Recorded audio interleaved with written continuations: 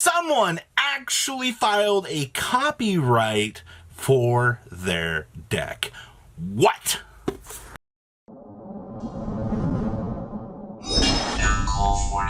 Make sure you guys smash the crap out of that subscribe button so you guys don't miss out on more awesome content. For some reason, 33% of you still are not subbed to my channel. Get to it so we can get to that fabled 100K, alright?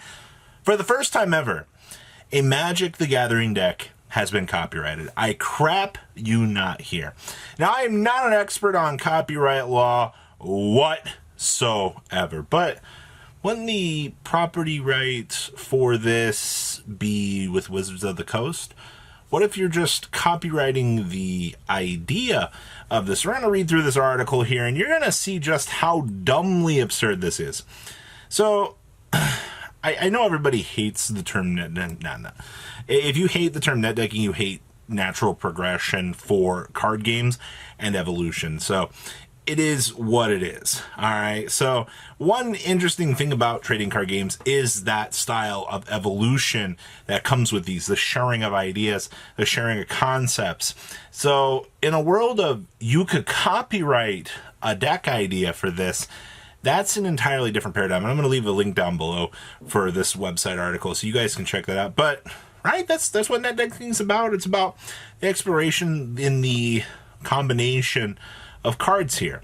All right, so few would question that the publishing and sharing of deck lists is an important part of the community. All right, it's in fact a necessary for some parts of the community. All right, that way you learn combos and ideas like that. Well, technically, what if R&D already figured out the idea and you're infringing on that idea by filing a copyright for this? So, regardless of what one's persons and feelings are about net decking, all right, there's a little debate that free exchange of information regarding decks and archetypes is critical to the health of a game. All right, that is, in fact, a very true statement here. All right, so now, the very idea of who owns a deck list and who has the right to use it has been called to question. Now, that's where our topic and dilemma begins here. An associate professor of physics by the name of Robert has successfully obtained a copyright for a Magic the Gathering deck, which he called Angels and Demons. Twitter user and author has written a very informative piece on the copyright, which can be viewed on the website down below. And here, we're just going to pull this up. This will give you an idea of what you're looking at here for this copyright. And this is the full kick go right here, baby. Look at this. All right, we have the registration ID here, the effective date, everything that you're going to need is right here for this. All right. Now, the interesting thing is this is a cluster of cards. It is these 7 right here, evidently, for this. So before you're like, oh, he's trying to copyright the whole deck. No, it's a cluster of cards actually here. So for those who are interested in the legal details, all right, you can go read that all over there, all right? Because I don't know that legal jargon for crap, all right? I wish I was a lawyer, man. I'm just some guy on the internet that has an opinion that enjoys talking about this stuff. So what exactly does this copyright mean, and what effect will it have on the average player? All right, so the copyright holder has a history of filing copyrights that are specifically intended to point out the flaws of the copyright system. Yeah, I can see that. So the Angels and Demons deck that has been received the copyright appears to be a very highly casual deck, at least in the sense that contains cards only legal for Magic's Vintage format. TLDR, Vintage format is the format that everything effectively is legal, all right? But it also includes cards that are nowhere near the power level of competitive Vintage decks. Imagine if you could copyright Praying Kids in Yu-Gi-Oh! So, alright, so it's a casual deck that we have this copyright on, right? So therefore, it's probably safe to assume that comments made by him hinting at the idea that he may try to prohibit others from playing his deck in tournaments can be interpreted as tongue-in-cheek. The fact that a single obscure deck has been copyrighted will not have much of an impact on anyone, but it appears that asking to consider the potential implications of the copyright for decks is very interesting. So, in this particular copyrighted deck is not really a concern. What impact will it actually have? Probably none, honestly, here. All right, it seems as though there are no intentions to actually enforce this copyright. It's possible that this event could potentially have some serious implications. Now that obtaining a copyright for a Magic deck has been shown to be possible, the doors in fact have been opened. So once again, this is where you have to ask yourself. And, okay, I had to take a breather there for a second. You open up the door, a bunch of idiots are going to come stumbling through. All right, you proved a point that the system's flawed. Now you have every other person going to stumble through the door here going, oh, I could do this. Like, imagine if frickin' Praying Kids, Dragon Link. Oh, you can't play that combination of cards in Dragon Link because I copyrighted it. All right, this is, For example, what would happen if a deck were to be copyrighted that is a major archetype? What different would a deck be ordered to avoid? Yeah, how different would it have to be to avoid a copyright violation? All right, that's interesting. 1 to 2 cards? I don't know. All right, there's a lot of possibility there. Now remember, this whole new NFT thing has come through the internet, basically. And NFTs are a very interesting topic. I'm just going to leave that at that. All right, so basically, at this point in time, this is probably not going to have much of an impact on the community for the long haul here, which I think the idea of this happening is freaking hilarious.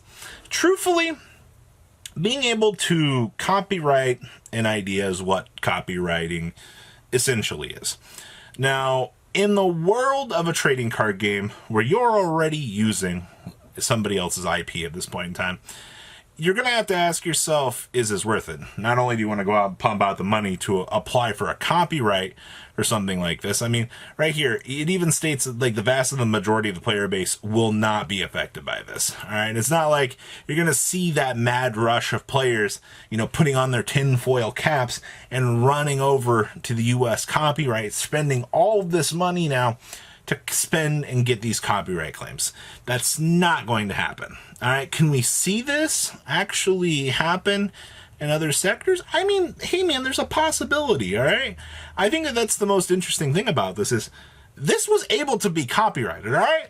A cluster of 7 cards, the way it looks, the idea of using this in combination with each other was able to be copyrighted. All right. Now, I don't know the whole legal jargon, as I said, but okay. So, red, yellow, green gadget, Geargigan X. I don't know, man. Let's go through on there. Fossil Dino, Pachycephalo, Thunder King Raya. Well, that's a gadget deck, right? Let's go file a patent for that bad boy out there. Well, I can't. Its deck's not good anymore. All right, well, let's go do it, boys. Let's go file the patent. No. I think that inherently this is the dumbest crap that has ever happened. But kudos to the man for exploiting the system. Kudos to them for finding another fatal flaw out there in the U.S. copyright system. And I don't know. So guys, are you gonna rush out and copyright your idea? Like, it's not realistic at this point in time.